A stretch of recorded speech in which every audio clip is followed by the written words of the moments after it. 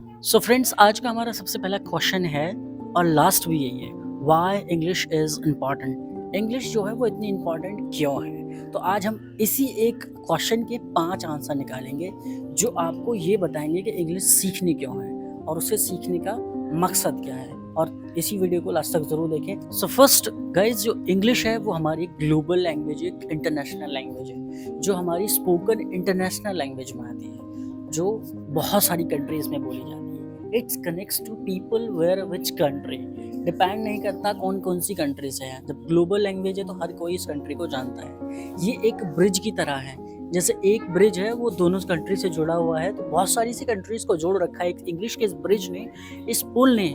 जो हम कहीं भी चले जाएं तो वहाँ इंग्लिश हमें आती है, लोगों को वहाँ आती होगी तो हम कनेक्ट कर सकते हैं। ग्लोबल लैंग्वेज इसलिए है क्योंकि इंग्लिश ईजी है सीखना और बोलना भी आसान है, और इसे हम कहीं पर भी बैठ के कहीं से भी सीख सकते हैं। जैसे अभी मैं आपको यहीं बैठ के आपको सिखा रहा हूँ, जी बिल्कुल वैसे ही।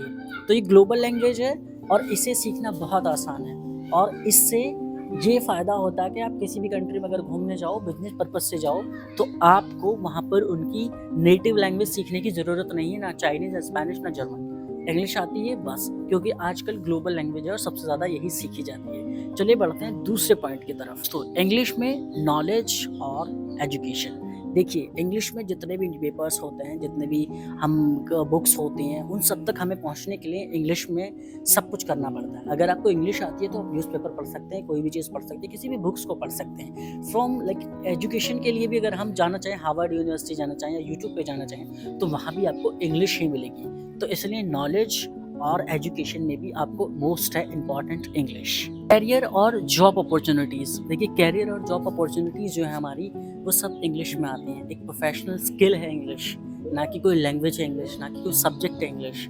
एक प्रोफेशनल स्किल है इंग्लिश। आपके इंटरव्यूज़, आपकी मीटिंग्स, आपकी जॉब स्किल्स डेवलप करती है कि आपकी सैलरी कितनी होगी। आपका हर छोटा सा छोटा चीज़ आपकी इंग्लिश से डेवलप होती है वहाँ से। तो इंग्लिश जो है मेन है। आपके इंटरव्यूज़, आपकी सैलरी, आपके बिजनेस में, आपकी जॉब में, हर जगह, बिजनेस में, जॉब लेने में, जॉब देने में, हर जगह इंग्लिश अपना एक अलग रोल प्ले करती है। Whenever you travel abroad, English helps you ask direction, foods, order and many more things. Basically, अगर आप कहीं पे ट्रैवल कर रहे हो, इंग्लिश आपकी ट्रैवल और कम्युनिकेशन बहुत हेल्प करती है। वहाँ आप डायरेक्शन पूछ रहे हो, कहीं घूमने जा रहे हो, ट्रैवल कर रहे हो, किसी भी चीज़ से बिजनेस पर्पज से अगर आप जा रहे हो तो वहाँ पे आपको चीज़ें पूछने में हेल्प करेगी।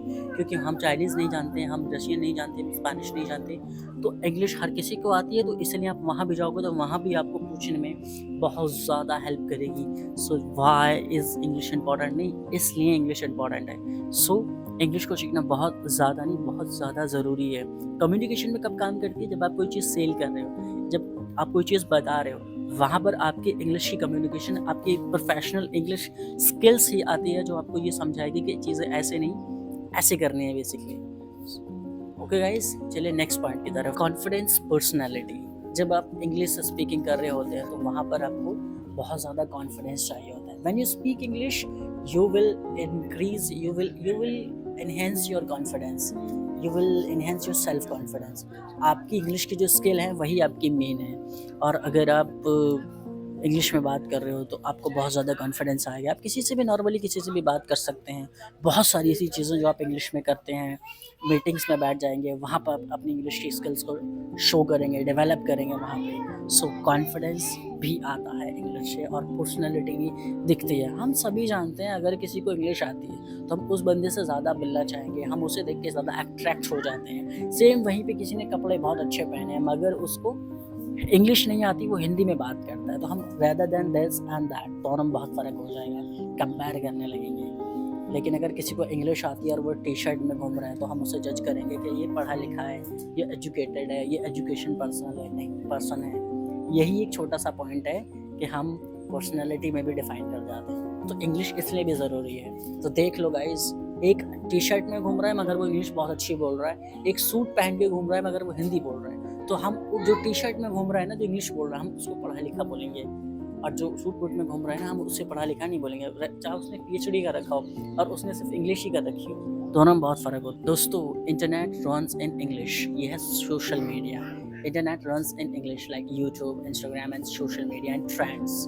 If you know English, you can learn, earn and grow. अगर इंग्लिश आती है तो आप इन चीज़ों पे अर्न कर सकते हैं, लर्न कर सकते हैं, सीख सकते हैं और ग्रो कर सकते हैं। आपने भी देखा होगा जिन लोगों का ज़्यादा इंग्लिश में कंटेंट होता है, वो लोग ज़्यादा बेटर रीच ले जाते हैं हिंदी वालों से ज़्यादा बेटर।